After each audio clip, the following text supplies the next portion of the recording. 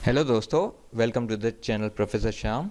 तो जी इस वीडियो में जो हम चीज़ कवर करेंगे वो है लूप। अच्छा जी, लूप प्रोग्रामिंग में ये होता है कि किसी भी चीज़ की रिपीट करना, यानी कि अगर कोई टास्क बार बार रिपीट हो रहा है तो हम लूप का सहारा लेते हैं। बेसिकली जो सी प्लस प्लस में लूप हमारे पास तीन हैं, फॉर लूप, वाइल लूप और डू वाइल लूप। आज जो हम कवर करेंगे वो होगा फॉर लूप। तो मैं अपना कोड ब्लॉक ओपन कर देता हूँ। जो हम चीज़ कवर करने वाले हैं वो है फॉर लूप। ठीक है जी। तो फर्ज करें कि लूप को स्टार्ट करने से पहले मैं आपको एक एग्जांपल कर देता हूँ। जैसे कि मैंने पहले आपको बताया कि लूप तब इस्तेमाल किया जाता है जब हमारे पास कोई टास्क रिपीटेशन में आता हो, बार बार रिपीट हो रहा हो। अगर मैंने 1 से लेकर 10 तक गिनती लिखनी है तो मैं इस तरह से लिख सकता हूँ। राइट, कॉपी इसको ज़रा मैंने कर दिया, पेस्ट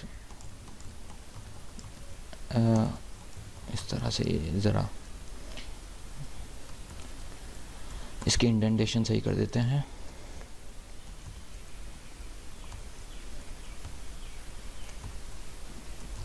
ये इंडेंटेशन इसकी सही हो गई। तो और यहाँ पे हम चेंज कर देते हैं नंबरिंग, 5, 6, 7, 8, 9, ये 10 हो गया। तो इस तरीके से भी लिख सकते हैं हम। ठीक है, ये हमारी काउंटिंग क्या हो रही है, रिपीट हो रही है।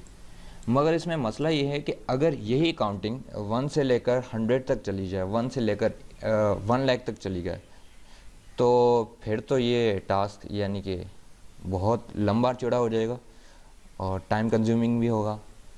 तो इस झंझट से बचने के लिए हमारे पास एक लूप है जिसको यूज़ करके हम ये सारी चीज़ को रिजॉल्व कर सकते हैं। तो लूप लिखने का तरीका क्या है, मैं पहले फॉर लूप आपको समझा लूँ। आपने ये लिखना है फॉर ब्रैकेट और इसकी ये बॉडी, राइट। ये बेसिक सिंटैक्स है फॉर लिखने का। अब यहाँ पे 3 चीज़ें आती हैं। नंबर 1 इनिशियलाइजेशन, उसके बाद कंडीशन और उसके बाद इंक्रीमेंट या डिक्रीमेंट। ठीक है, ये बेसिक सा यानी कि सिंटैक्स है लूप लिखने का। और यहाँ पे आती है स्टेटमेंट। स्टेटमेंट कह दो या स्टेटमेंट कह दो, क्योंकि एक से ज़्यादा भी आ सकती हैं, राइट। तो इनिशियलाइजेशन में हम क्या लिखते हैं कि हमें एक वेरिएबल को डिक्लेयर करना पड़ता है, बल्कि इनिशियलाइज करा सकते हैं हम। तो हम लिखेंगे integer i is equal to 1 first करें। कंडीशन में प्रोग्राम ये है कि भाई 1 से लेकर 10 तक काउंटिंग हमने प्रिंट करवानी है। तो मैं कंडीशन इसको यूँ दे सकता हूँ कि जी इफ़ नहीं, i इज़ लेस देन और इक्वल टू 10, और इंक्रीमेंट में दे देता हूँ i प्लस प्लस। स्टेटमेंट क्या है हमारी कि हम जी प्रिंट करवाना चाहते हैं i की वैल्यू। अब ज़रा समझने की कोशिश कीजिए। सबसे पहला स्टेप यह है इनिशियलाइजेशन, यानी कि i में ये 1 इनिशियलाइज होगा। उसके बाद ये कंडीशन चेक की जाएगी, क्या i में जो 1 पड़ा हुआ है क्या ये 10 से छोटा है।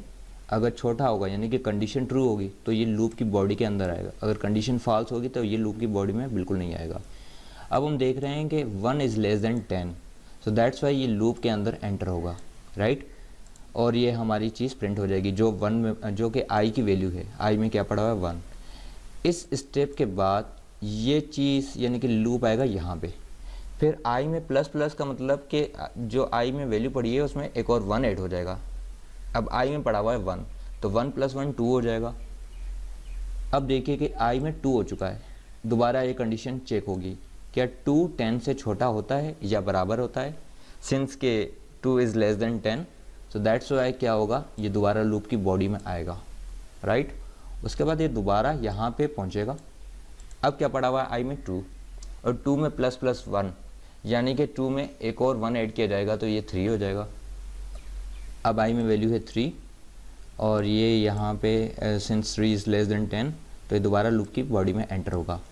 इस तरीके से ये चलता जाएगा जब तक यानी कि कंडीशन फॉल्स नहीं होती। कंडीशन फॉल्स कब होगी, जब i की वैल्यू 11 हो जाए। मेरे ख्याल से आपने 10 सोचा होगा, नहीं, बट यानी कि जब देखें अगर 10 होगा तो कंडीशन के मुताबिक i की कंडीशन क्या है कि i की वैल्यू या तो 10 से छोटी होनी चाहिए या इक्वल होनी चाहिए। सो इक्वल है, इस वजह से ये दोबारा बॉडी में आएगा। जब i की वैल्यू 11 हो जाएगी फिर क्या होगा, कंडीशन फॉल्स होगी। अब 11 इज़ नॉट लेस देन 10 और ये 11 is also not equal to 10, तब ये कंडीशन फॉल्स होने पर लूप की बॉडी में एंटर नहीं होगा बल्कि बाहर आ जाएगा। राइट, इसको रन करके देखते हैं। ये देखें जी, ओके हो गया प्रोग्राम।